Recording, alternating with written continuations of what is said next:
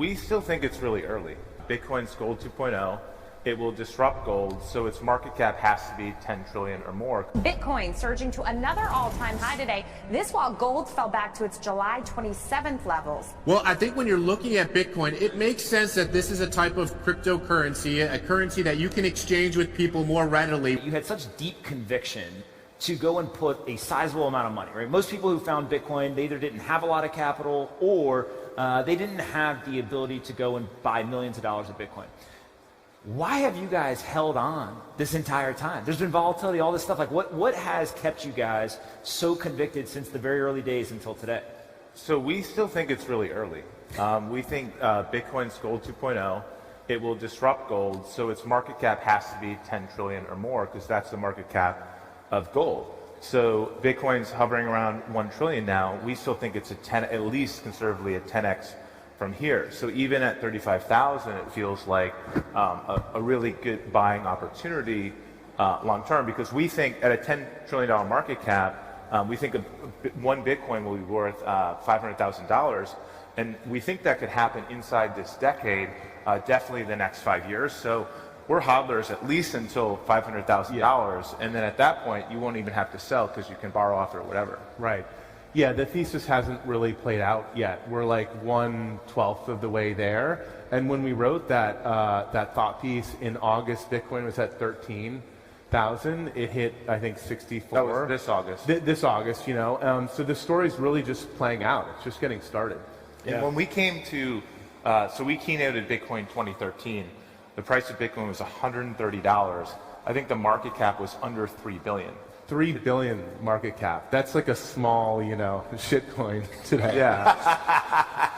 So, you know, we've seen this, but yeah, like Cameron said, our gold 2.0 thesis is that Bitcoin disrupts gold, and we think that's the conservative bull case. Obviously, Bitcoin's a lot more than gold. It's an open source project that continues to evolve and can do so much more. It can become the global reserve digital currency of the world, of the galaxy. Like when we get to Mars, what's the currency going to be on Mars? It's going to be dollars? No, it's going to be Bitcoin. One of the things that's really fascinating about the gold comparison is most people hold that $10 trillion kind of threshold as that's the market cap of gold. But what we've actually seen is that gold's market cap is likely to contract as Bitcoin's grows, right? And so there's a chance that actually the kind of flippening of gold and Bitcoin happens somewhere sub 10 trillion gold.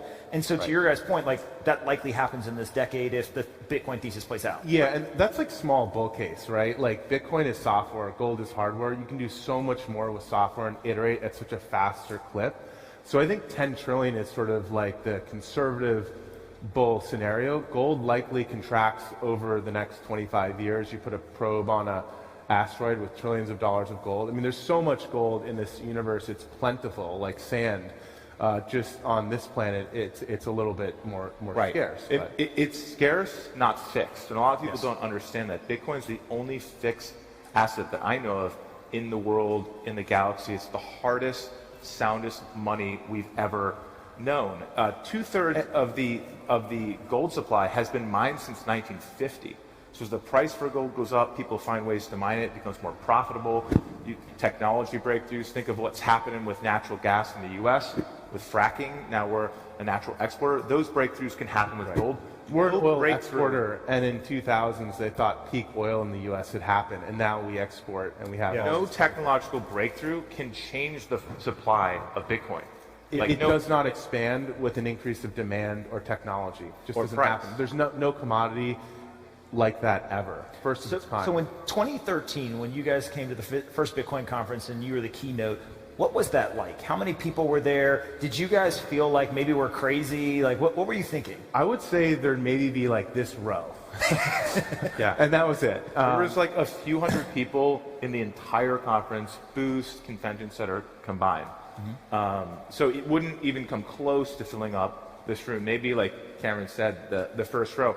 I mean, we thought it was crazy not to be there. We sort of know this is the biggest secret, best kept secret in the world, hiding that nobody is talking about. But like, this is always going to happen. We always thought that sitting here on this stage with 20,000 people coming to Miami was always a when, not an if. And so And today it's like bigger than a Comic-Con. I mean, talk about mainstreaming and global and everything. But back then, there was no license in the US. 95% of the volume was going through Mt. Gox, which is a magic card exchange that pivoted into Bitcoin in Tokyo. We bought a lot of Bitcoin there. Then we built our own cold storage system and flew around the country and stored it in safety deposit boxes. And we wanted to like build Gemini to sort of make it easier to buy, sell, and store Bitcoin and give access, like an on-ramp. But there was no license. The CFTC hadn't opined. The SEC hadn't opined. There's no New York, trust company licenses. The IRS had guidance. So it was a complete question mark. Is Bitcoin going to be outlawed in the U.S.?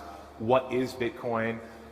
Thankfully, Bitcoin is considered a commodity like gold through an enforcement action by the CFTC called the coin flip action, which has been upheld by the courts. But there was no precedent. There was a big question And that mark. came 2 years later in 2015. So it wasn't like around the corner. It was like years later where some of this guidance and clarity came about. And the hardest thing when we were starting Gemini was getting a bank relationship. That was one of the biggest challenges. And we went to store some of our private keys in banks. They actually rejected us because they saw our name and they saw Bitcoin and they said, oh, we don't want any of that. So we had to kind of like break in a little bit, like a reverse bank heist, so you can store your stuff in a bank vault. Kind of ironic, and that's actually chronicled pretty well in the Bitcoin Billionaires book, which talks about that. So, yeah, it was just completely unknown. It's amazing how far we've come. You know, we have legal jurisdiction around Bitcoin. We understand it's money. Courts say it's money. It's like gold. So much has happened, and the infrastructure that's been built. You know, you can go to reliable exchanges and buy this stuff. You can get, Ledger Nano wallets and all these great things that just didn't exist in our experience buying Bitcoin early on. I think what's so interesting about you guys is you have a infrastructure that you built after that 2013 conference, right, to service a lot of your own needs. You've now brought it to retail and institutional investors. Talk a little bit about, over the last year or so, there's obviously been incredible kind of macroeconomic chaos and